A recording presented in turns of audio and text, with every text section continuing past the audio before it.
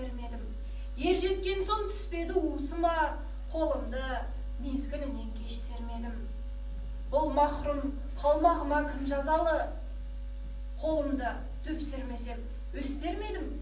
Адамның бір қызығы бала деген, баланы оқытуды жек көрмедім.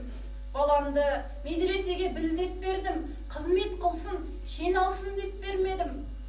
Өзімде басқа шауып төске өрледім, қазаққа қара сөзге дес бермедім. Еңбегімді білерлік еш адам жоқ, түбінде тыныш жүргенді теріс көрмедім. Сіздер бұл өлеңнің мағынасына үңілер болсаңыздар, мен түсіндіріп берсем. Бұл өлеңде жасымда ғылым бар деп ескермедім, пайдасын көре тұра тексермедім дейді. Абай атамыз 20-30 жас аралығында әкесінің жолын қуып би болған, қоғамға араласқан кісі болған екен. Ол ішіне өзінің ішкі түйсігіне үңілмеген екен.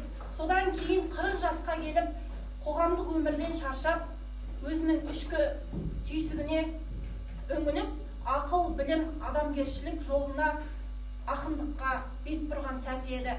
Небәрі 18 жыл бойы осы қара сөз өлеңдерін жазған екен.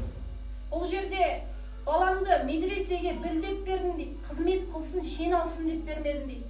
Балам тек дін үйренсін емес, шын мәнінде білімді, ақылды, саналы болсын деп бердім дегенді меңзейді екен.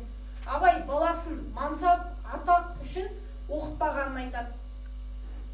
Ол үшін білім рухани кемелдікке жетудің жолы. Атақ, қызмет, мақсат емес, ол арзан қызық деген екен.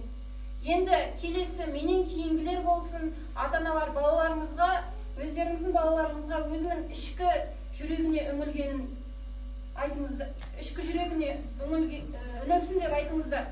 Ата-аналар мынандай бол деген ол кейін бала өзінің жұмысын жақсы көрмейтін болады, бақытсыз болады. Абайдың өзі менің жасаған қателігімді өзгелер жасамасын деп келесі ұрпаққа осы өлеңді насихаттап қалдырған екен.